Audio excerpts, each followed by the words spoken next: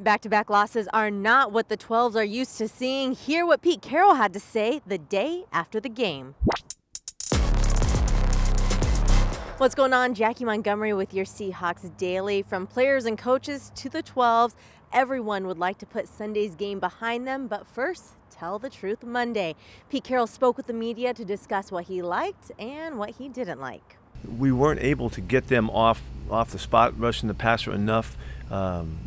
Cousins had a really good day, and by the time the game was over, they were able to run it too later in the game. So we didn't change their rhythm enough to offset them and cause any bad plays happening. We're in a little bit of a spell here where we haven't gotten the football away from our opponents enough, and it shows up. That they continue to move the football, and if you don't take it off them, sometimes it's hard to get out off the field. At the start of last season, the Seahawks defense was on pace to set records that no team wants to be remembered for. This year, they're off to another slow start, having allowed over 1,300 yards through 3 games, the most in the NFL. It feels a little bit the same. We're giving up too much, and it feels like we're in similar situations. We've been ahead. We were ahead in games a lot last year early on, and we jumped out on this one too. And that's similar. And responding to those situations and holding the score down has not been a strength of ours early in the year. The Seahawks have 7 sacks on the season, but only one of those were from yesterday's game, as the Seahawks had a difficult time putting pressure on Kirk Cousins.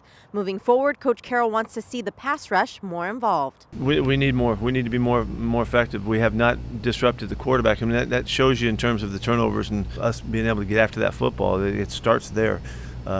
Our guys are working it. They're busting their tails to get it, and we just need to work together. I think the whole thing needs to work together tighter, and we cause some holding the football on the quarterback's point, and sometimes we disrupt, and it just needs to work together more effectively, and we're working for that. Third downs were an issue on both sides of the ball. On offense, the Seahawks converted just 3 out of their 8 attempts. On defense, Seattle had a hard time getting off the field, allowing Minnesota to convert on 9 out of their 14 tries. Both sides of the ball, it's clear. I mean, it's a common theme. This is kind of how the game works, and offensively in the second half, we had 2 shots on the first 2 drives that we didn't convert, and it made a big difference. I think we had a sack situation that took place in there that made it a real long situation, but those are crucial because the other team was able to convert, and they held the football and did a nice job keeping it away. If I had you'd ask me before and say, hey, you give up 9 points in the second half, how do you feel about that? Well, I would have felt pretty good about it, but not the way it happened, because our offense wasn't able to get on the field. The 3 long drives I mentioned, I think it was a 5, a 7, and an 8 something. Those were long possessions, and we're sitting there waiting. And I think the offense had the ball twice and got the ball back with 4:30 in the game. And so in the second half. So that's third down conversions on both sides of the ball, and so we got to work together much better than that. Coach Carroll responded to multiple questions on the play of cornerbacks DJ Reed and Trey Flowers. In one instance, he was short and to the point on what he'd like to see. We got to get better. We got to work harder at our stuff. We got to make sure that we're putting our guys in the best positions, and they got to take advantage of it. That's the way it is.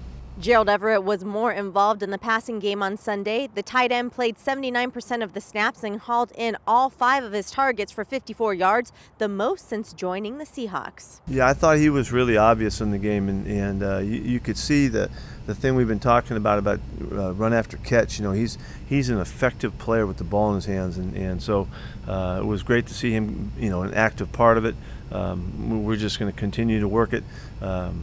He's got a lot of good plays in him. Despite the 1-2 start of the season, Pete Carroll is confident that the group of players in the locker room are fully capable of turning this around. Well, just like I said, the guys in the locker room, we've been through a lot, and the leadership can speak on a lot of different topics and help guys understand how things go and how seasons, the course of seasons and how many games are left. All that kind of stuff. We really have really good voices in there to help.